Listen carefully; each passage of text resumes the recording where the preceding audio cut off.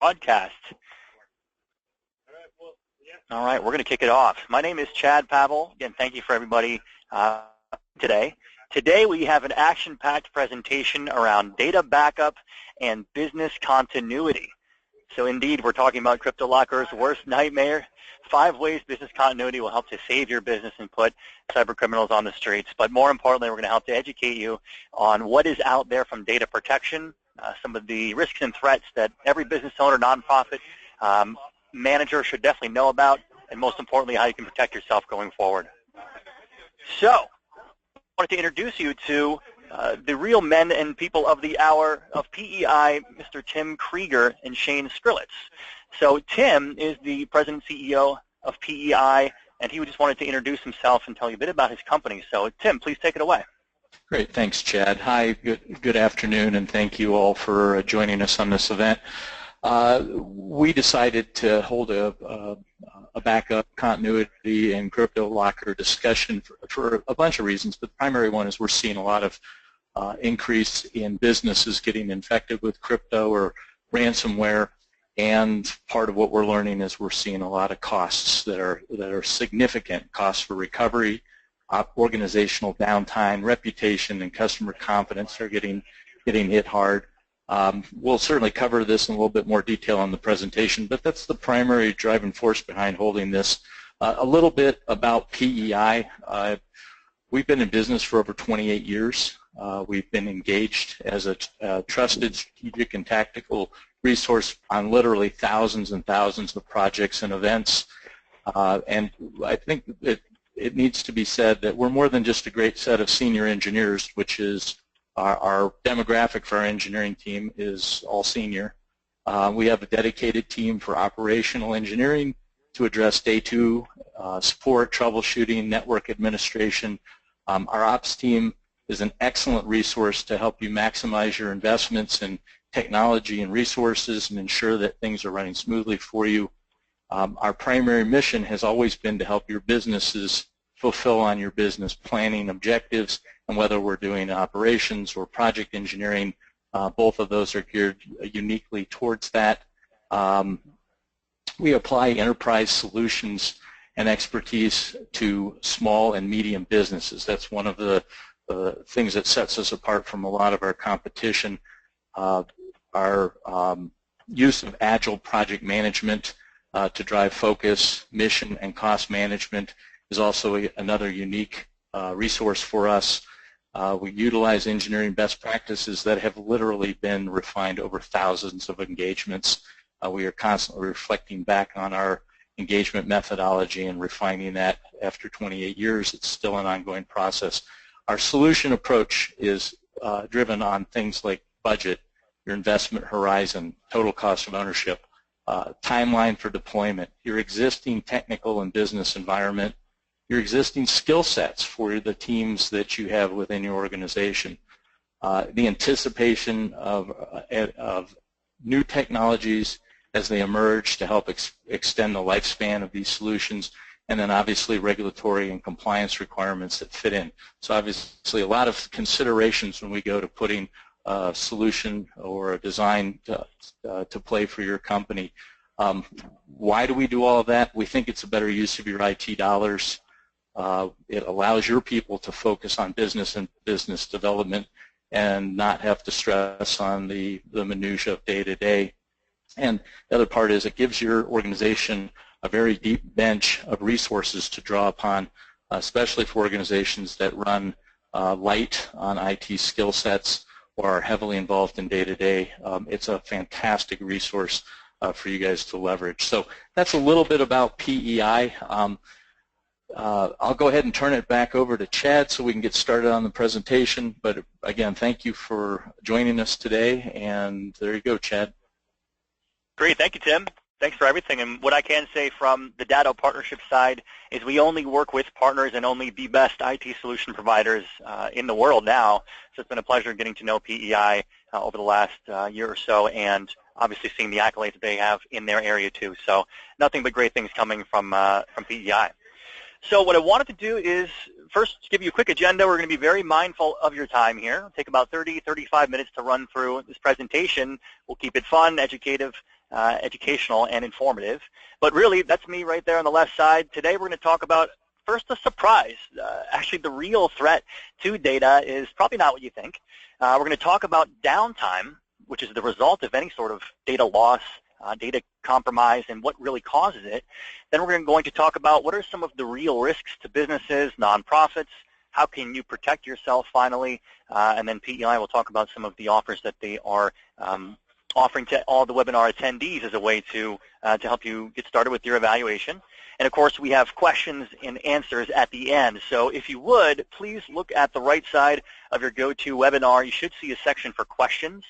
So please shoot through some questions. We will see them on our end. We have a couple panelists, both from PEI and from Datto here, who will address all those questions at the end. So please take some notes, and let's get going. So the first thing is, we're going to talk about the difference between business as usual and what happens when things cause downtime. Now, many times we think of the cost as simply hardware replacement and hiring someone to come and fix something, but the real cost of downtime is extends much beyond just the cost of hardware, software, and services, and we'll get into that a bit too. But if you ever have seen something like this, I know it's an animation, but there are real scenarios, many different things that cause downtime. We'll show you those real scenarios and obviously give you a way to protect yourself going forward. So the biggest thing to note is when you talk and think about your technology platform, many people think of threats as things like earthquakes, fires, floods, tornadoes, blackouts. And sure, we've all had those things. We live in the East Coast here where we had Superstorm Sandy come through New Jersey, New York, Connecticut, all the way up the East Coast. It was one of the worst storms of all time. Yes, these things do happen. But when people think of disaster recovery, they often think of natural disasters, right? The problem with that is that the majority of the time, the biggest disaster, I say that in quotes, is typically humans. It's us. It's you and me. It's the person down the hall. It's the CEO. It could be the executive who thinks that many times someone can go and just go fix their own servers, fix their own computers. Many times it could be a coffee spill or what we call the fat finger, which you can see there, where someone clicks delete and wipes out an entire network, an entire directory. It's called human error for a reason. So that's what we're going to talk about. Now, looking at recent headlines, you see them all over the place. I mean, if you Google search for downtime or server crashes, you see things like Google going out. You see some of our most important, I say that in quotes again, the IRS around April 15th calling for our money. But hey, even their file system went down. Big airport here on the East Coast, JFK, went down, and so did Amazon. Amazon is a cloud solution provider. They have a business that extends well beyond just shipping you, your consumer products and your videos, but they actually host plenty of applications. They go down too. And one of the funny things is when data research scientists had gone through and asked some of these computer hackers, like one guy in China who caused a very large ransomware attack, what the real way he got in to all these systems was. And we were expecting, some crazy Ocean's 11 type of scenario, but what actually happened is he said, well, it's simple. At least one employee will click on anything. So that's often, many times, how some of these disasters and downtime errors actually happen. So a couple quick facts here around Cryptolocker. This is the biggest thing that we've seen as a threat to data. Sure, viruses are one thing, but Cryptolocker is a form of ransomware, something that it's a software program written by a human, of course, that takes your files and folders ransom. It literally encrypts them like a key, or with a key, I should say. And the only way to get the key to unlock that safe that holds all your files is to pay these cyber criminals a couple hundred to even a couple thousand. And many times they don't even honor that commitment since in the end they're criminals, right? So you might pay and it might take 1 to 3 days. Now we have 25-hour days, I should say. 25 to 72 hours to actually pay. And once you do, you actually don't always get your files back. So the files remain encrypted. The key is destroyed. You end up losing a ton of money. So that is one of the biggest risks of Cryptolocker. So we'll dive into that again. So how does that actually get into your system? Well, it's many times coming from what you think is a friend. The cyber criminals have ways to mimic common software programs that you use, such as Dropbox, such as maybe Office 365, an email. It could be a file share, a photo. Hey, John, check out this photo. These cyber criminals look at millions of data points to find the easiest way in. Again, all you need to do is click that little button, right? So the risks have never been truly higher than they are now, since the perfect data storm, we call it. Of course, it did actually happen where we had a real storm. But the perfect data storm is really three big things, three big paradigm shift type of factors coming in to 2016 and beyond, in that every employee creates a ton of data. We have, think of it, we have a computer, a laptop, a mobile phone, an iPad. Most people have 3 to 5 devices that are creating data for just one user. 5, 10 years ago, all we had was one.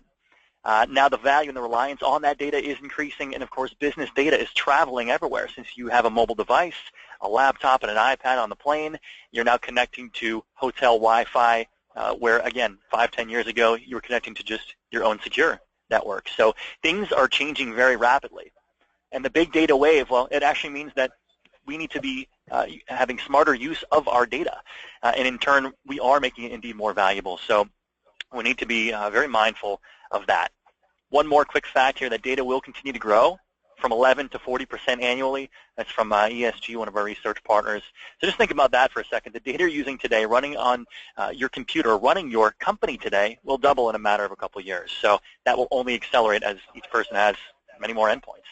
A couple more quick points here. Again, we like to base all of our, all of our actions, all of our products, all of our marketing materials, we should say, on real facts. So a quarter of production machines will have a failure. So just think of it, your computer, you've probably had a problem with it, any computer, at least once every 4 years it happens. Obviously, if you have dozens to hundreds of people using computers and mobile devices, that factor only compounds. About a quarter of companies say they have indeed experienced a full data disaster. Sure, thousands in New York City had it a couple of years ago, plenty more in Kansas and Oklahoma, and certainly out west as well. And about 3/4 of businesses that do experience a major data loss do go out of business, indeed, in a year. And the challenge and the reason for that is, just think of all the big businesses out there that we mentioned. They have billions of dollars, set aside in a war chest, along with, major investors, to make sure that even in the worst of cases, they have several data center redundancies. They have millions to billions of dollars of PR, of marketing, of legal teams to make sure that they get back to normal. And what's just a blip on their earnings report for them could mean a true shift in the way you do business. It could be very meaningful to a small to medium-sized organization. So we'll jump into that. Now, again, if you have a compliance-minded industry, certainly disasters are now being required to be documented and prevented by your auditors, by your board.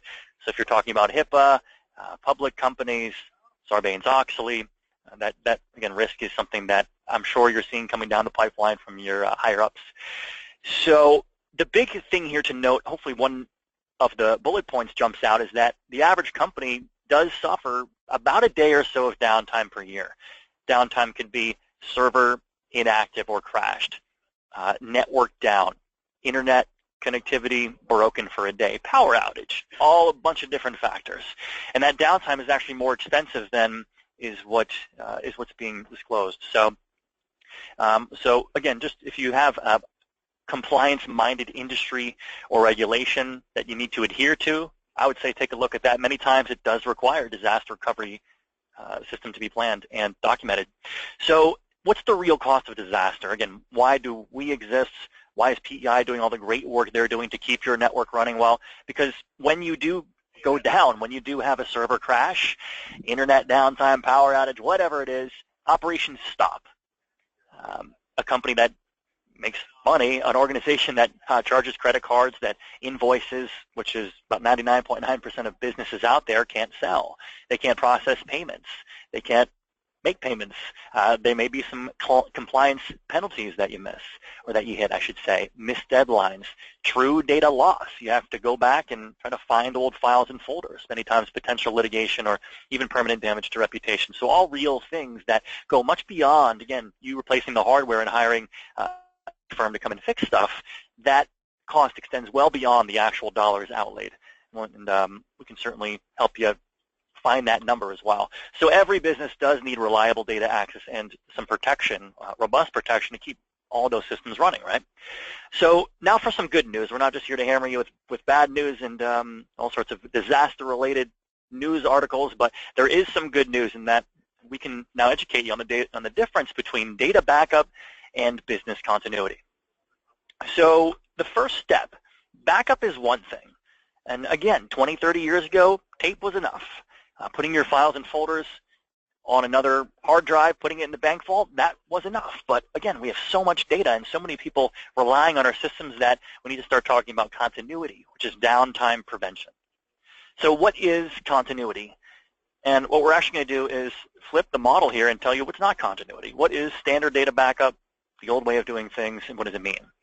So continuity is not something like a cloud-only file sync and share. Yep, we use file sync and share. We even have a file sync and share product, but it is not continuity, and we'll show you the limitations. Local-only products or solutions like tape backups, like USB hard drives, like storing your files and folders on another computer down the hall or in another office, that's not quite continuity. Even a file-based backups are not continuity, because we'll explain this in 1 minute, but if you're storing just your files and folders off-site, you still need that application, that computer, that system to run those files and folders. So that's a big thing that many backup-only solutions don't even offer. So what is a local-only backup product? Well, it's typically, again, a USB hard drive where you plug it into the computer or server, drive it off-site. It relies on a human and someone to physically go in and do the work. So as you know, humans don't always execute on that plan. So what happens if you do forget? What happens if you have just a local-only solution, the power goes out? Your computers, your servers aren't running, either is your backup or recovery system. No one can work. What happens if that initial device or that secondary device does indeed fail? 1 out of 4 times, or once every 4 years, it certainly will. It's just a matter of timing. What happens if that appliance or box is indeed compromised from a human or a fire, flood, or power outage? So it ends up being a temporary solution to a larger problem that didn't really exist 5 to 10 years ago, but it does now. Cloud-only products, obviously that's a pure cloud file sync and share, something that'll send just your files and folders straight to the cloud. And again, the cloud is where you're renting space from another provider rather than hosting all of your own solutions right on site in your own server closet. That's the most basic definition of the cloud, where you're renting or using someone else's software off-site. That's great. We are a cloud company. That's only about half of what we do and half of what many IT providers do, because again, you need a bit of both. But the good things are, while you do have quick restores, they can be rather difficult and time-consuming because you're relying on bandwidth. Unless you have a perfect internet connection, and you are not typically able to access all your files if you don't have that perfect, snappy internet connection. So we have many solution providers, or many businesses out there, I should say, who have wireless, or they're using just broadband. It's actually difficult to get a 100% 365 redundant connection. So that cloud-only solution doesn't always work. Ends up being, again, a temporary solution to a larger problem. So I think you know where we're going with this, but what happens if you combine both the local and the cloud? That's called the hybrid continuity solution. And it's really the best of both worlds, where it closes the gap between local and offsite. The offsite cloud is really the salvation when disaster strikes, and the local component gives you easy restoration, even virtualization, where you can run a crashed server, whether it's physical, virtual, Windows, Linux, Mac, whether it is workstation, a server, doesn't matter, as long as you can have a local redundant live copy of it. Now that is where things start getting interesting. And also the multiple points of failure, rather than having just one, which used to be just a tape drive that you're relying on someone to go drop off at the bank vault. That's where things get a little challenging. So what most businesses are moving towards is a hybrid solution. Most organizations, I should say. So here is an example, since we'll now show you what a true hybrid continuity solution can do for you. Not just facts and figures and features here, but true implications of, if you have it, here's what can happen. If you don't have it, here's what can happen too. So let me jump right on in here. So the first step to a full continuity solution is you want to be able to completely protect your entire system. And you want local and cloud redundancy. And what that means is you do need an image-based solution. So I mentioned file or file folder-based solutions before. Those are things like file sync and share, Dropbox, Google Drive. Those aren't even really backups. But what that means is those are simply files and folders. And just think of it, if you have Excel or a Word file and you've tried to send it to someone who has a Mac, they many times can't even open it up because they have a different system, right? So what an image-based solution will do is it'll completely take a snapshot and copy your entire physical or virtual server or workstation. So it takes the entire environment from your Windows desktop to all of the applications you have stored, to even, again, the photos you have of your kids on your desktop, even some shared files, even something stored on a shared system will be protected with an image because it takes a complete snapshot, a complete system state snapshot, once an hour, once every 5 minutes, whatever PEI deems you do need. So an image-based solution is the basic core of what you need. Again, much different than file folders, which requires you to have another system on standby to take those files and folders, sort of implant them into another system. Many times it's not even possible, especially if you have large, complicated systems. So you need image-based. Now, if you have the local and cloud redundancy, I think you saw that before, but as long as you have a server on site or a computer on site, you should have a redundant piece of hardware or software that can run that on a safe piece of hardware locally. So that's copy one. And then you should have cloud redundancy, which syncs all of that data, not just files and folders, but that entire image, that entire system is in the cloud too. And that cloud should be purpose-based. It should be purely intended and built for backup disaster recovery. You probably don't want your business files, folders, and systems stored with the latest celebrity information out there, we'll say lightly. So next is the instant virtualization piece. So this is where your local system can be copied and run in a redundant state. So what happens if your computer goes down? And that would be one thing. Could be crash, could be hardware, could be software, could be coffee spill, could be the hardware simply got old, software update, and many things will give you that blue screen or that black screen, we'll call it. That's number one. So what happens if it goes down? Well, an instant virtualization or failover or redundant system will be taking those copies. Remember those images? Those images will be stored on another piece of hardware that's just as powerful, if not more powerful, than your original server or workstation. So now you can run on that computer because it's mirrored in a virtual state. Sure, if you have a Dell server, we don't necessarily have another Dell server sitting around. We have a virtual copy of that Dell server, since it is software sitting on a redundant appliance. That appliance will then virtualize and give you access to the same exact system you had 10 minutes ago before the crash.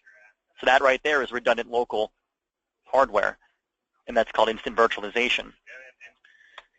What that does, and the benefits, is that this will actually reduce your downtime, since, again, what happens if your server crashes? You need to call someone up, order new hardware, rebuild the server, probably pay someone thousands of dollars to go and fix it right away. And while you may need to do that to get new hardware at some point, the fact is that if it's Sunday at 2 a.m. or Wednesday at noon, if you can't access your files and folders, what happens? That you may be completely losing days, if not weeks, of information as well. So the recovery time objective and the recovery point objective are two terms that we should definitely help you understand. Recovery time objective is how much time can you stand to be down before your business or organization is adversely affected. If you can be down for a day and work on paper, great, but most organizations can't. Recovery point, what's the maximum amount of data you can stand to lose and still be okay? Meaning if you lose a day's worth of work, what happens? That's what the RPO means. So those are two numbers that you should definitely know and document. Next is that still gives you a local, and there's a cloud version of virtualization too. So that's pretty important to know. And again, if anyone has any questions, please start putting those into the question board. We'd love to answer all those questions, and we will be recording this as well. So next, let's talk about proving that your backups have been working. So you should also look and ask for your solution provider to provide daily verification of your backups. So that is one thing that we call screenshot verification that most business owners really like. And why that's important is, sure, anybody can say your backups are working. Many people or many software programs will give you an okay that it's working, a checkbox, or a green check. Maybe they'll do a very basic confirmation, but again, unless it's a full system, you can't be entirely sure that it's working.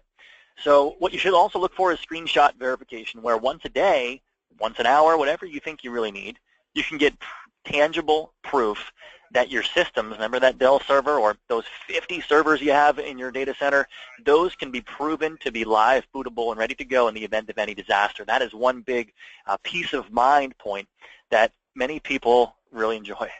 They want to know when they go to bed that the data is protected. It's not just sitting in a bank vault. It's live, bootable, ready to go locally and off-site in a secure data center. So that's what that daily screenshot verification will provide. So again, the big thing here is that backup is not business continuity.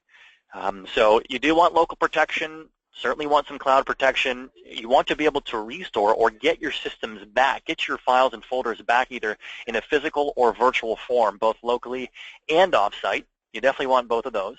The instant local and cloud failover where, again, you can virtualize locally on a redundant appliance or virtualize in the cloud in the sense of, just think of the cloud applications you run. Those are running from someone else's server. You want both that local and that cloud access from anywhere type of capability. The ability to prevent true downtime is really the biggest thing here. Because again, if you have a tape backup, half of the time, literally half the time, they don't work or they're not verified, they're not usable, and files and folders do take much time to get back because you need to rebuild the server anyway. So that downtime prevention and being mindful of what that means to you is a big one.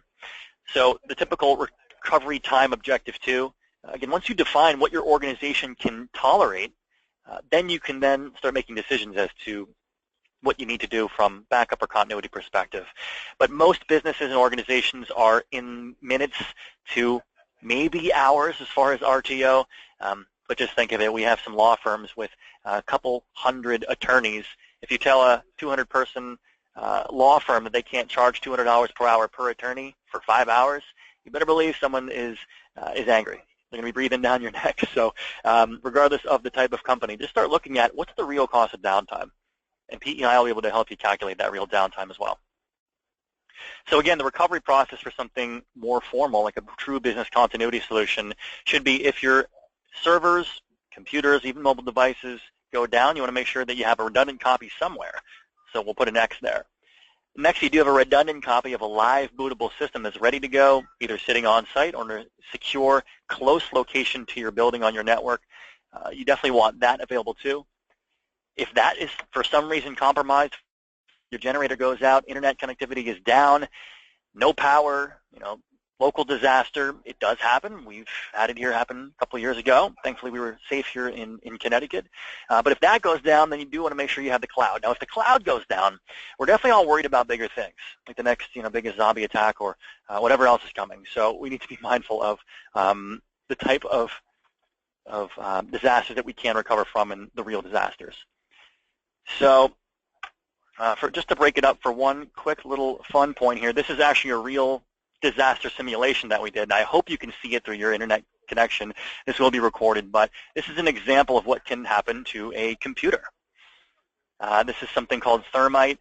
We have a bunch of engineers here, but what we do, and we've literally done real disaster demonstrations where we have blown up a computer, the server, and we've run everything from our own data centers here too. So this is just one example, extreme what can happen, but we have had people call us, say, my server literally caught fire, or we had a water pipe burst and everything needed to be recovered. So that's just one fun way to look at what really happens.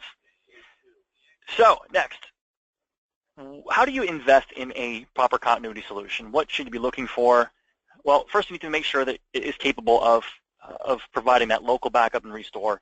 We went through this again, but I just want to give you some bullet points again. Local backups. You do want cloud backup and restores. You want the ability to virtualize your entire IT infrastructure, not just your files and folders.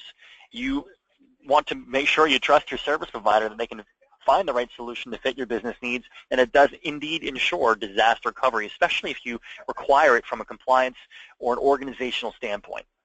Now, the next step here is around security and protection. So many providers out there will make claims that they're fully compliant. You definitely want to make sure and verify with all of your disaster recovery providers that they are indeed SSAE or SOC 2 Type 2 audited, that they do meet HIPAA compliance and other federal requirements, and certainly there's many statutory requirements around around different organizations, different industries. Want to make sure that they have they are safe harbor compliant, built-in data encryption, all their data centers, and the ability to do that on your local appliances too. So varying levels of security, flexibility, and everything like that. And of course, you want to make sure that they are indeed a true data or disaster recovery provider as well. So next, you get it. I think you get what continuity is. We've hammered it home. I like, again, thinking in bullet points and pictures. That's why we make the presentations like this. But so now, how do you know if this is even right for you? So it really comes down to a couple business questions, high-level questions here, down to time, money, and risk. So really the first question is, if you had zero access to your data for just one day, what happens to your organization? How many people are knocking on your IT guy's door or calling PEI saying, hey, guess what, servers are down, workstation has crashed? What does it really mean? Can your salespeople access their CRM? Can your administrative people and accounting and finance people work on invoicing? Can they run the books? Can your executives get their travel schedule, access their calendars? There's a million different things that can happen when you can't access this trusty iPhone or this trusty server, laptop, workstation that you have. So that's really one big high-level question. What happens if you can't access your data? Next question, when you start thinking about your disaster recovery, your redundancy, how confident are you that your current backup solution can get the job done? Maybe you're using tape or USB, and sure, Iron Mountain is doing very well by shipping paper off and having it stored in a secure vault. I'm sure that business will always be going on, but it's not proper these days to have electronic information stored in paper vaults. So how confident are you in your current solution if you indeed even have one? And really, so the last question is, do you have something that can give you that complete 24/7 by 365 network protection?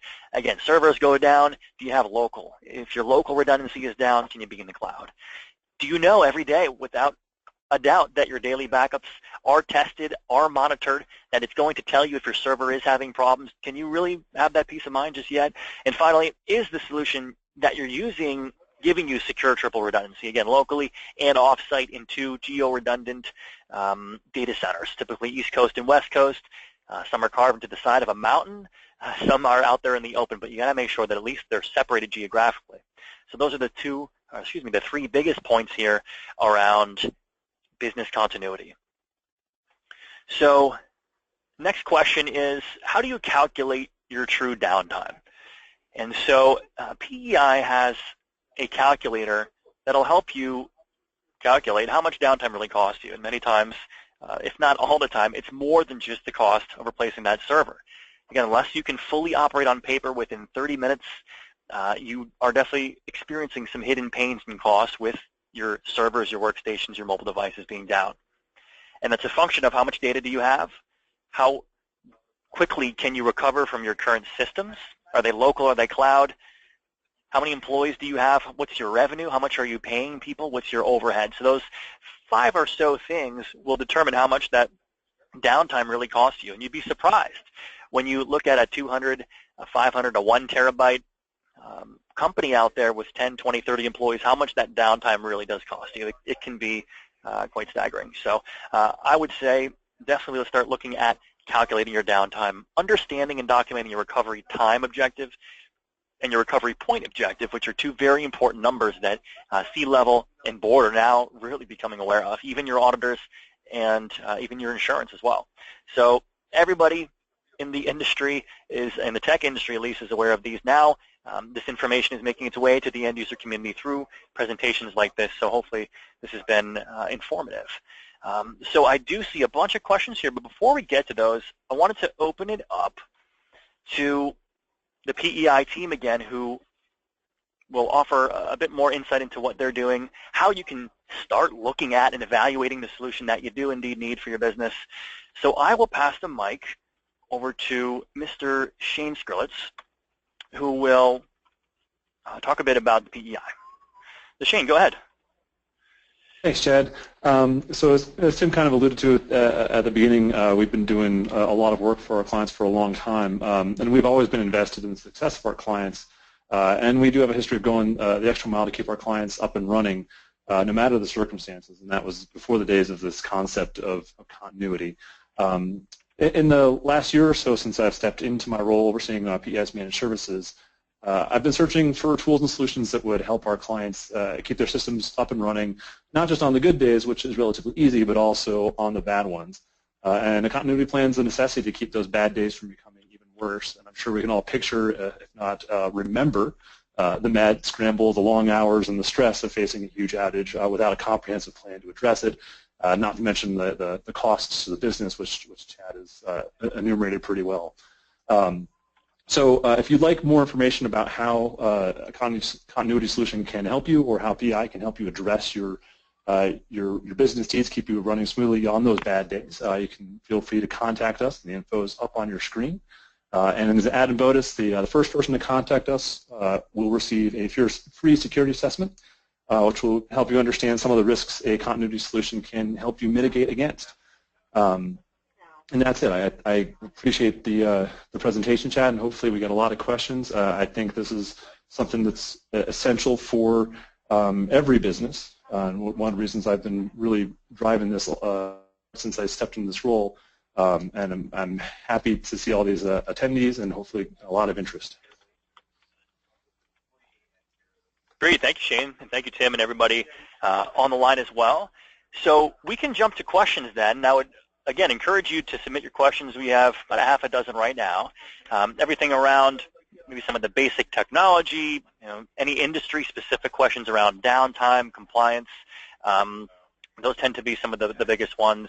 And certainly, again, after this presentation, I'm sure you'll have a bunch more questions that will pop up. So Shane at info@pei.com will be able to answer them for you. So I see a few more questions coming in as well.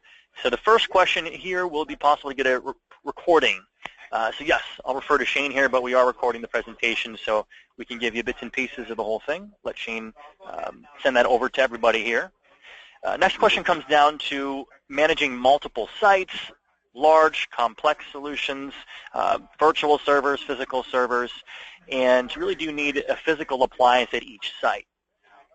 So I won't say it does depend, but typically if you have a strong enough connection through VPN or to multiple locations, you can place typically one appliance. As long as we can get the image through the pipeline, then you may be able to use one large solution. Again, the way that the Datto systems work, we'll talk to, again, Shane will get you all the information, is you can make them as powerful as you want. So whether you have 200 gigs or 10, 20 terabytes, certainly there will be a solution for you that's as flexible as you do need it. So any industry-specific needs would be one thing. Now, many times the other question comes, how long do you need to retain data for? That's often a compliance or a retention question. So again, one more thing that we're going to add to our presentation in the future is retention. That's becoming drilled down by both federal regulations and now statutory requirements. How long does a medical firm need to keep data in their data center for is one question. And that would be one big thing there too. So let me go back to the questions. All right. Part of the background here, let's just pop open the questions here. So we asked, again, another question around remote servers and size. So again, 200, 500 gigabytes, totally fine. Even if it were 50, 100 terabytes, it can definitely address that too. And probably another question here that, if I interpret it correctly, what happens if I have 30 servers? And hold on one second here. Just make sure that we can. There we go. I just muted someone. So as far as the number of servers too, so again, at least the Datto solution can protect any number of physical or virtual servers, workstations, straight to a single device. So that device has dozens of hard drives redundant locally within the device, along with the fact that it is indeed a redundant device in itself, plus all that information is indeed going off-site. So that's definitely a great question. How many devices do you need? All right. So many people, a couple questions around other devices, what you're using now. Are you taking snapshots of virtual environments, physical servers, and shared folders? And certainly, many times what you have is a backup, and it may have redundancy, whether it's locally or in the cloud. Really the biggest thing here when you're looking at whether the transition is it hitting your recovery time objective? And that's really the big term here is RTO. if your systems do go down, and I would recommend doing a test, how quickly can you have those single servers, those physical servers, that entire virtual environment, whether it's locally or in a data center, how quickly can you have it up and running and connect your most critical users? So that's a big one there. And again, what we've done at Datto, and I'm sure you'll go and you'll see that many times people say all backup providers are the same. And to a degree, most people can take files and folders, send them off-site. Now, image-based solutions, there's not a whole lot of them out there, but that is also something common to a couple of providers. But the biggest differentiator that you should look for is how quickly can they help me recover? Can I access my server from my laptop from halfway across the world if my entire business has no power or my servers are completely powered down? That's one big question here that an RTO and assessment will help you understand. So I would say if you're looking to transition, look at your RTO, look at how much data you can stand to lose, your RPO, and then test. I would say definitely challenge your current providers. Challenge them to give you and even show you some of the things that we've shown you here today. Can you get me up in 3 to 5 seconds or 3 to 5 minutes even? Will it take 3 to 5 hours or 3 to 5 days? Many times you'll find that the current solution takes much longer to recover and get to full recovery than you think. It might take a bit longer than you're comfortable with. So that's number one. Look at that. Does it give you that daily protection too, that daily assurance that it's working? So if you can automate that, that will often save a lot of time and agony, I should say. If you're going and testing your own backups manually every single day, just keep in mind that a screenshot verification or at least a virtual copy of virtual machine that can be run can test much of that for you with a couple clicks. So the true cost of just maintaining an enterprise-level backup solution might take someone a full day. It might take a full-time employee 1 or 2 days a week. We have some people who spend a day or two a week on other solutions, and then obviously the sense that you can automate it and run it virtually is a game changer. So I would say that time, that true baked-in cost, the implied cost of the downtime, which is something you should look at too, and then just kind of do a side-by-side comparison. So that network assessment with PEI will definitely uncover a lot of those opportunities. So next question is, well, if most of your critical data is on servers or virtual machines on your servers, is it really imperative to be taking images of the local desktop? So that's a good question. If most of your critical data is on servers, whether they're physical or virtual, on-site or off-site, it's not always 100% critical to take workstations. We often recommend, and I'm sure most IT solution providers do, most of our partners do recommend that you keep all critical files and folders on that shared server, because it gives you, again, a single point where you can back that up, get it redundant, know that in most of the cases you'll at least have access to all of those files and folders. Of course, if you have a traveling salesperson, a traveling rep storing critical files and folders on their desktop, that does mean that you have one point of failure on their human-controlled device, which many times cannot be protected. So the core is always servers. Start with servers. Yeah. And then many times a file sync and share will be enough for a workstation. But again, we have plenty of partners who put on 60, 70, 80 devices, half of which are workstations, even 2/3 of which are workstations too. So I would say if your best practices documented are store everything on the server, start with the servers. If you find that many of your people are leaving the office with critical data, then you may want to look at protecting local desktops and laptops as well. Yeah, Chad, if I could interject a little bit on that one as well. Sure. Sometimes it's not just about the data, right? Sometimes it's about the user experience. So if it's a critical role in the company that has an application that's specific to their machine, and getting them another machine with that application setup configured takes a long time. Again, going back to that recovery time, sometimes it's just easier to have that VM protected or machine protected so you can spin it up as a VM and get them back up and running faster while you repair the dead machine. So it's not just about the data, it can also be a little bit about what the user case is. Sure, absolutely. Absolutely. So one question here around cloud retention. So again, many times you'll see 7-year minimum, sometimes you'll see 10-year minimum, sometimes you'll see that data needs to be kept infinitely.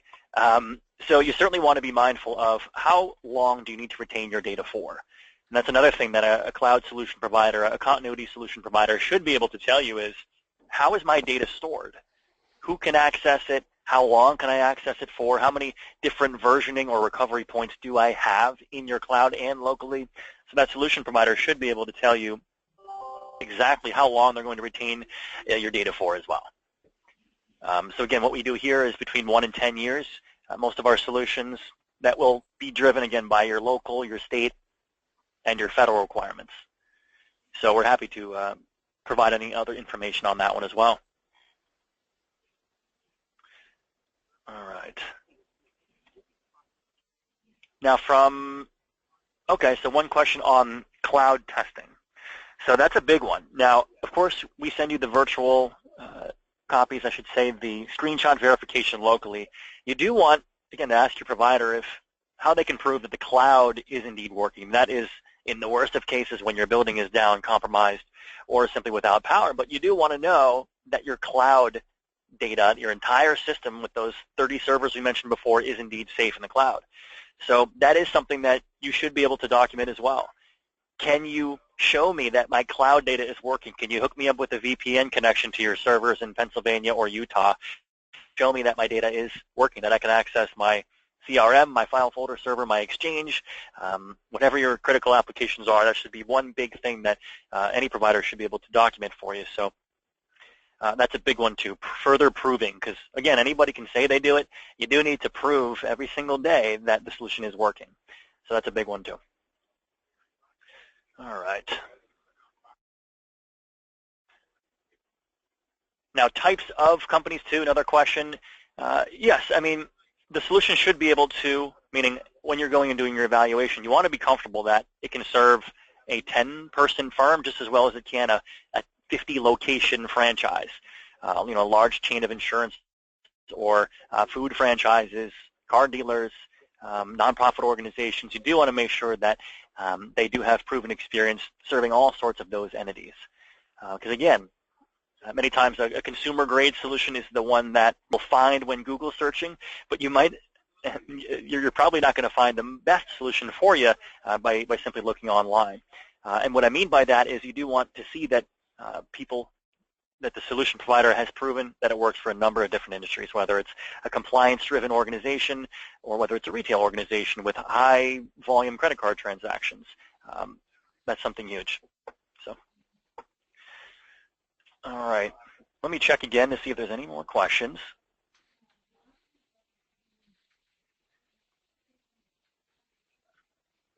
All right, that's all I see here. We'll hang tight for about 10 more seconds if anyone has any last-minute questions to put through the GoToWebinar.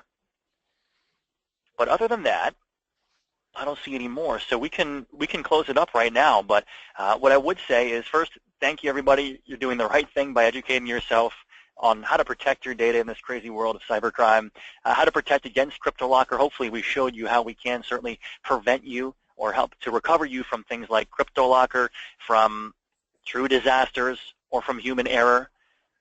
And obviously, those who do want to move forward and give PEI a call or email, you have all the contact information up there.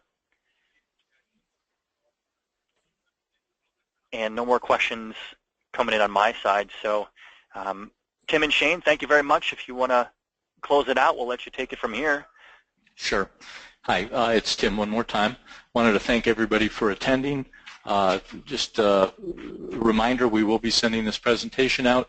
Some of these questions that were asked were fairly complex. What we would strongly encourage you to do is to reach out to us so that we can have a one-on-one conversation in more detail with our engineers to address them to their fullest extent.